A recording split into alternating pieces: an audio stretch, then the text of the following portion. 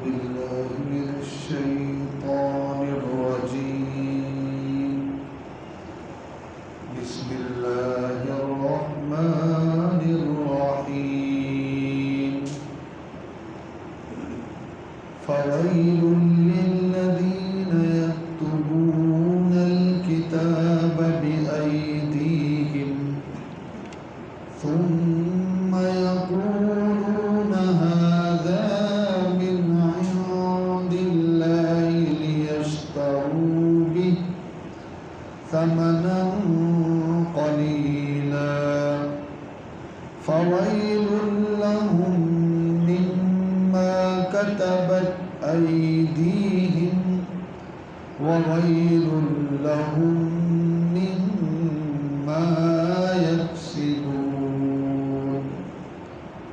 وقالوا لن تمسنا النار إلا أياما معدودة قل أتخذتم عند الله عهدا فلن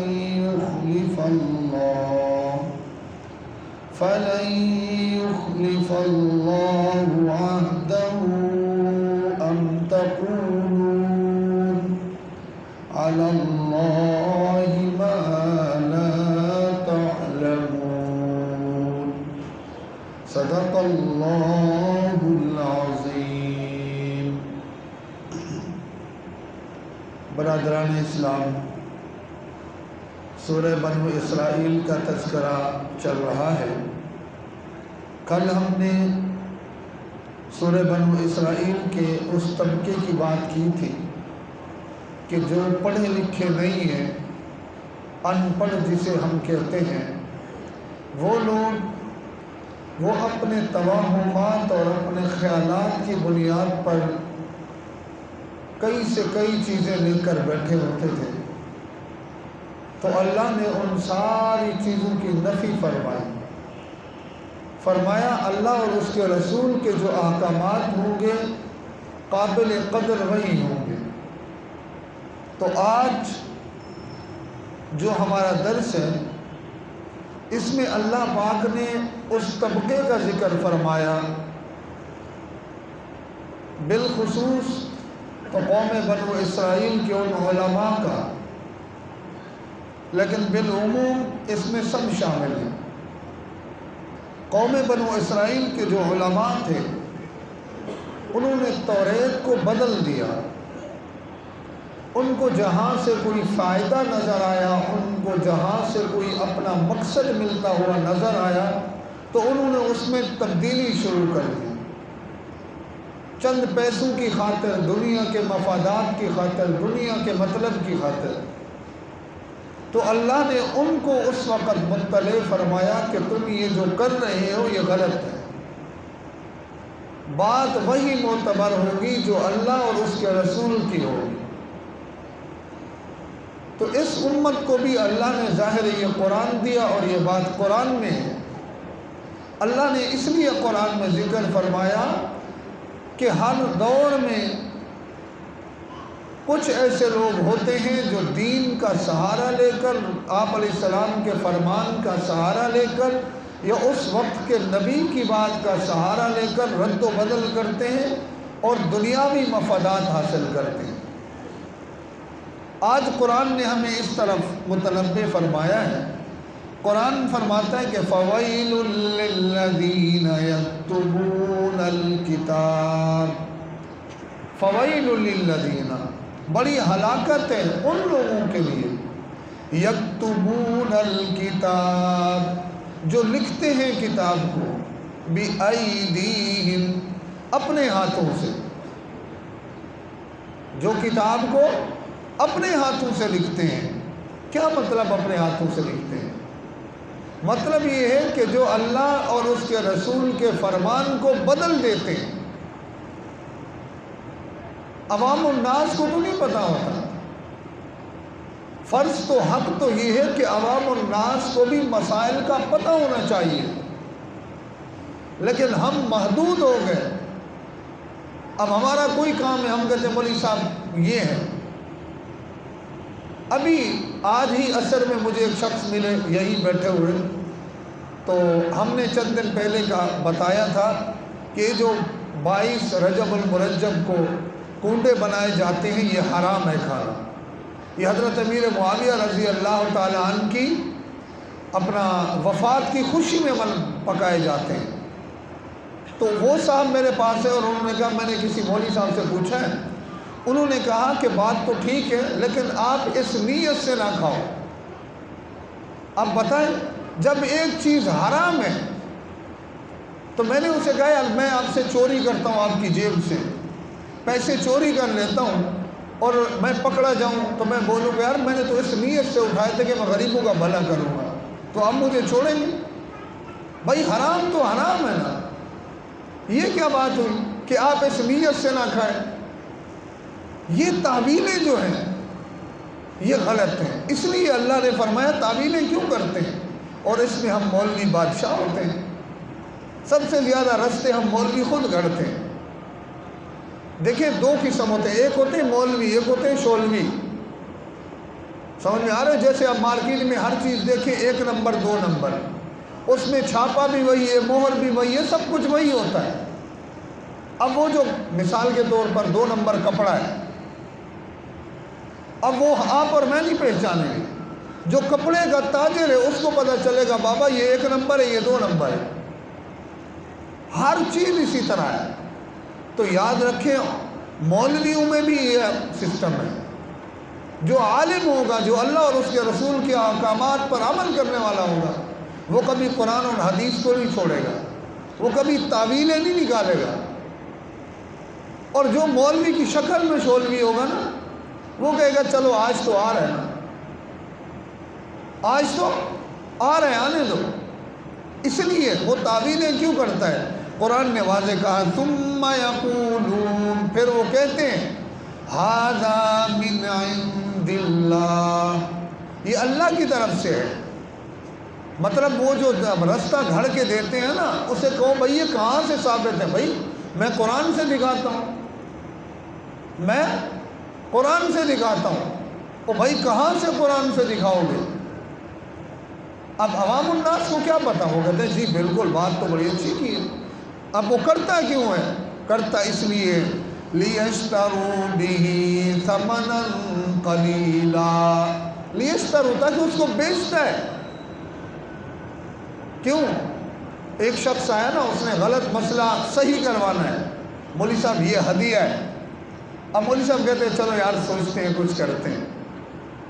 سمجھ میں آ رہے؟ تو مولوی یاد رکھیں دین بنانے والا نہیں ہے، دین بتانے والا ہے۔ شریعت مولوی کے باپ کی نہیں ہے، شریعت اللہ اور اس کے رسول کی ہے۔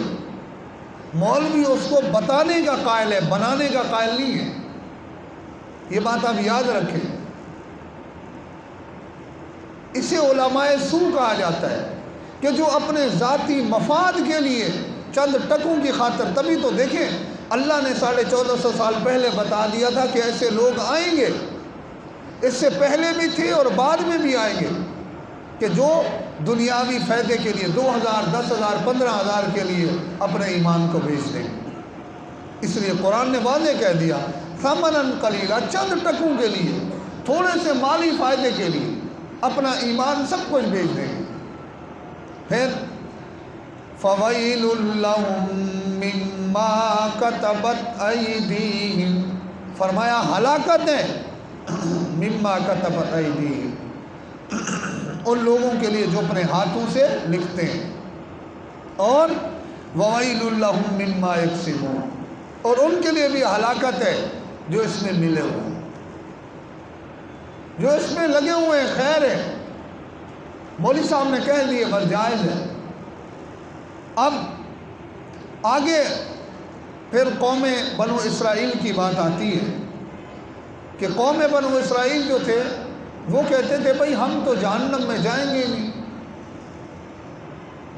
ان کا نظریہ یہ تھا کہ حضرت عیسیٰ علیہ السلام کی نبوت کا انکار، حضرت آپ صلی اللہ علیہ وسلم کی نبوت کے انکار کی وجہ سے ہم کافر نہیں ہوئے، ہم جنت میں جائیں گے۔ ان کا نظریہ یہ تھا کہ یہ نبوت منسوخ نہیں ہوئی. حضرت موسیٰ علیہ السلام اللہ کے نبی ہیں. ہم بھی اس بات کو مانتے کہ آپ علیہ السلام سے پہلے جتنے انبیاء آئے وہ سب نبی ہیں. کسی ایک کا بھی انکار کفر ہے، یہ بات یاد رکھیں. لیکن اب ان کا حکم نہیں چلے گا، اب ان کی شریعت نہیں چلے گی. اب شریعت کس کی چلے گی؟ آپ صلی اللہ علیہ وسلم کی. آسان مثال، اب دیکھیں 2 روپے کا نوٹ آتا تھا، ہم چھوٹے چھوٹے ہوتے تھے تو ملتا تھا، بڑے خوش ہوتے تھے. نیلا سا نوٹ، پاکستان کے اوپر لکھا ہوتا تھا اسلامی جمہوریہ پاکستان. 5 روپے کا نوٹ آتا تھا. آج اگر آپ وہ 5 روپے کا نوٹ لے کے کسی دکان پہ جائیں کہ بھائی اس کی مجھے کوئی چیز دے دو، وہ دے گا؟ آپ کہیں گے یار لکھا ہوا اسلامی جمہوریہ پاکستان، پاکستان کا نوٹ ہے، ملک کا نوٹ ہے، قومی خزانے نے جاری کیا ہے، وزارت خزانہ نے اس کو جاری کیا، آپ کیسے کہتے ہیں نہیں ملے گا؟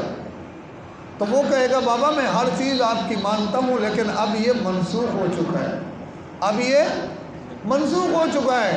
اب 5 والے نوٹ کی بجائے 5 والا سکہ چلے گا. اب 5 والا سکہ چلے گا. تو اس لیے جتنے بھی انبیاء آئے ان سب پر ایمان رکھنا ضروری ہے، لیکن ہم اطاعت اور کلمہ کس کا پڑھیں گے؟ آپ صلی اللہ علیہ وسلم. ٹھیک ہے. اب یہ کہتے تھے وَقَالُوا لَن تَمَسَّنَا النَّارُ، ہم ہرگز جہنم میں نہیں جائیں گے، ہم ہرگز آگ میں نہیں جائیں گے. کیوں بھائی؟ اگر گئے تو إِلَّا أَيَّامًا مَعْدُودًا، اگر ہم جائیں گے نا تو تھوڑے سے وقت کے لیے جائیں گے. اگر ہم جہنم میں جائیں گے تو تھوڑے سے وقت کے لیے جائیں گے، جو ہم نے گناہ کیے ہوں گے بس. باقی اگر ہم نے عیسیٰ علیہ السلام کی نبوت کا انکار کیا یا آپ صلی اللہ علیہ وسلم کی نبوت کا انکار کیا تو اس وجہ سے ہم جہنم میں نہیں جائیں گے. تو فرمایا قل، ان سے کہہ دیجئے اتخذتم عند اللہ عہدا، کیا اللہ رب العزت نے تم سے یہ عہد کیا تھا کہ وہ تمہیں جہنم میں نہیں بھیجے گا؟ فَلَن يُخْلِفَ اللَّهُ عَهْدَهُ، یا اللہ اپنے عہد کے خلاف کر دے گا؟ ام تقولون، جو تم کہتے ہو علی اللہ ما لا تعلمون، ام تقولون علی اللہ، جو تم کہتے ہو اللہ کے بارے میں ما لا تعلمون، وہ تم خود جانتے نہیں ہو. کیونکہ تم نے یہ عقیدہ اور یہ نظریہ بنایا ہوا ہے کہ اللہ ہمیں معاف کر دے گا. کیوں؟ آپ نے عیسیٰ علیہ السلام کی نبوت کا انکار کیا تو آپ کفر میں داخل ہو گئے. آپ نے آپ علیہ السلام کی نبوت کا انکار کیا تو آپ کفر میں داخل ہو گئے. اب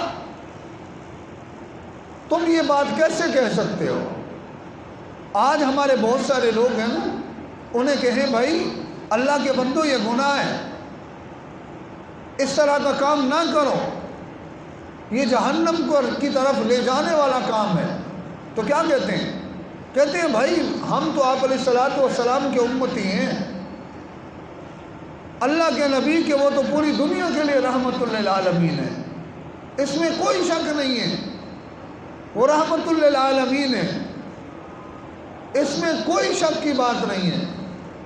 لیکن پیغمبر اپنی بیٹی کو کیا فرما رہے ہیں؟ فاطمہ وہاں یہ نہیں چلے گا کہ میں نبی کی بیٹی ہوں. آپ کا اور میرا، ہم سب مسلمانوں کا ایمان اور عقیدہ ہے کہ سیدہ فاطمہ الزہرا رضی اللہ تعالی عنہا وہ خاتون ہے کہ جو جنتی عورتوں کی سردار ہے، جس کو دنیا میں میرے پیغمبر نے فرمایا جنتی. الحسن والحسین جنتی، حضرت حسن حسین جنتی، سیدہ فاطمہ الزہرا جنتی. اور جس کو پروانہ مل چکا ہے جنت کا ان کو فرما رہے ہیں، پھر آپ اور میں کیا چیز ہے؟ اس لیے اس میں کوئی دو رائے نہیں ہے کہ آپ علیہ السلام رحمت للعالمین ہیں اور شفاعت بھی فرمائیں گے، سب کچھ ہے. لیکن اس نظریے سے گناہ کرتے جانا، اس نظریے سے اللہ اور اس کے رسول کے احکامات کو توڑتے جانا، یہ کون سا اسلام ہے؟ ابھی آج کی جو رات ہے، حدیث مبارکہ میں صرف ایک حدیث ملتی ہے کہ جس میں آپ علیہ الصلوۃ والسلام نے فرمایا کہ 15ویں شب کا 15 شعبان کا روزہ رکھا جائے، اور شیخ الاسلام حضرت مولانا مفتی تقی عثمانی صاحب دامت و برکاتہ العالیہ نے بڑی تفصیل سے لکھا ہے کہ یہ آیت، یہ جو روایت ہے، یہ بھی ضعیف ہے، اس میں بھی کوئی وہ متواتر یہ حدیث نہیں ہے۔ ہاں، آپ علیہ الصلوۃ والسلام نے ایام 20 کے روزے رکھے، 13، 14، 15، ہر اسلامی تاریخ کا 13، 14 اور 15 کا روزہ رکھا ہے۔ اسی طرح ہر پیر کو اور ہر جمعرات کو روزہ رکھا ہے، یہ سنت عمل ہے۔ آج آپ دیکھیں ہمارے لوگوں کو، آپ باہر نکل کے دیکھیں قبرستانوں میں کیا ہو رہا ہے۔ ماشاءاللہ شربت کا ٹھیلا ادھر لگا ہوگا، برگر کا ٹھیلا ادھر لگا ہوگا، اور لائٹنگ لگی ہوگی، اور ہماری فیملیاں گاڑیاں بھر کر قبرستان میں جا رہی۔ کس لیے بھائی وہ آپ علیہ الصلوۃ والسلام تشریف لے گئے تھے۔ سیدہ عائشہ صدیقہ رضی اللہ تعالی عنہ فرماتی ہیں کہ 15 شعبان کی رات کو میں نے اٹھی تو میں نے آپ علیہ السلام کو اپنے ساتھ نہ پایا، میں نے ڈھونڈنا چاہا کہ کہاں گئے، تو میں جنت البقیع کی طرف جب گئی تو میں نے دیکھا آپ علیہ الصلوۃ والسلام جنت البقیع میں موجود ہیں۔ آپ علیہ الصلوۃ والسلام پوری زندگی میں صرف ایک مرتبہ 15ویں شب کو تشریف لے کر گئے۔ ہاں، ہر جمعے کو قبرستان میں آپ صلی اللہ علیہ وسلم کا جانا یہ سنت عمل ہے، اور مسلمان کو چاہیے جائے۔ اور یاد رکھیں، ہم جو قبرستان جاتے ہیں نا، ہمارا جانے کا مقصد یہ نہیں ہوتا کہ ہم مسلمانوں کی حالت دیکھیں۔ میں الحمدللہ ہر ہفتے کو قبرستان جاتا ہوں، والدہ کی قبر پہ، میرے اساتذہ کی قبر ہے، وہاں جاتا ہوں تو میں دیکھتا ہوں، میں بڑا حیران ہوتا ہوں اور رونا بھی آتا ہے کہ یار ہم کیسے مسلمان ہیں۔ نوجوان بچے آتے ہیں، سورہ فاتحہ بھی پڑھنی نہیں آتی، اب وہ کیا کرتے ہیں؟ وہ قبر پہ پانی ڈال کے اس کو دھو رہے ہوتے ہیں، اگر بتی جلا کے بیٹھے ہوتے ہیں۔ بھائی اگر بتی سے اس کو کیا ثواب ملے گا؟ قبر کو دھونے سے اس کو کیا ثواب ملے گا؟ مجھے یہ بات سمجھا دو، کیا ثواب ملے گا؟ اس لیے میرے بھائی، قرآن پڑھاؤ اپنے بچوں کو، کم از کم ہم مر جائیں گے، ہم سب نے مر کے جانا ہے، کم از کم فاتحہ تو پڑھ سکیں، اور ہماری قبر پہ آ کے قرآن کے 2 لفظ تو پڑھ سکیں۔ ورنہ یہی ہوگا، قبر کو دھو کے اگر بتی جلا کے بیٹھے رہیں گے، بجھ جائے گی، اٹھ کے گھر آ جائیں گے۔ آج آپ جا کے دیکھیں قبرستانوں میں عجیب میلے ٹھیلے، نہا دھو کر بچیاں، بوڑھے، جوان، مرد، عورتیں سب گئے۔ کہاں جا رہے؟ جی دادا کی قبر پہ جا رہے۔ کریں یہ کیا؟ اس کو جناب پھول ڈال دیں گے، اس کے اوپر اگر بتی جلا دیں گے، وہاں بیٹھ کے 2-4 سیلفیاں بنائیں گے۔ اچھا، ادھر سے برگر والے اس کے برگر کھائیں گے، ادھر چپس والا ہوگا اس سے چپس کھائیں گے، اور اس کے بعد جناب واپس آ جائیں گے۔ کہاں گئے تھے؟ جی ہم اپنے گناہ بخشوانے گئے تھے۔ یہ ہماری حالت ہے، یہ ہم مسلمان ہیں۔ حضرت عمر رضی اللہ تعالیٰ عنہ کے بارے میں آتا ہے کہ ایک نوجوان لڑکا فجر کی نماز میں حاضر نہ ہوا۔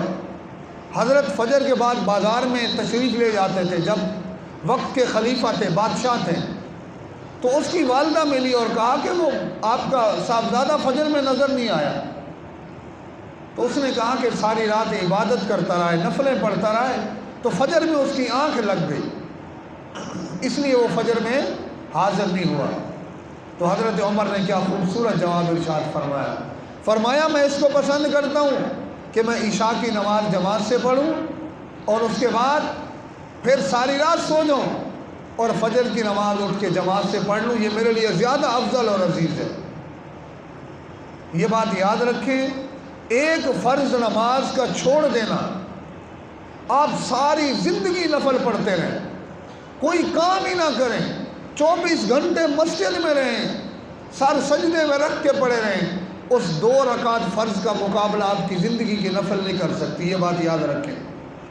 میں حیران ہوتا ہوں، فرض کے لیے کوئی نہیں آئے گا، اور آج وہ 3-4 حضرت وہ 6 رکعت نفل کی نماز کی جماعت کب ہوگی؟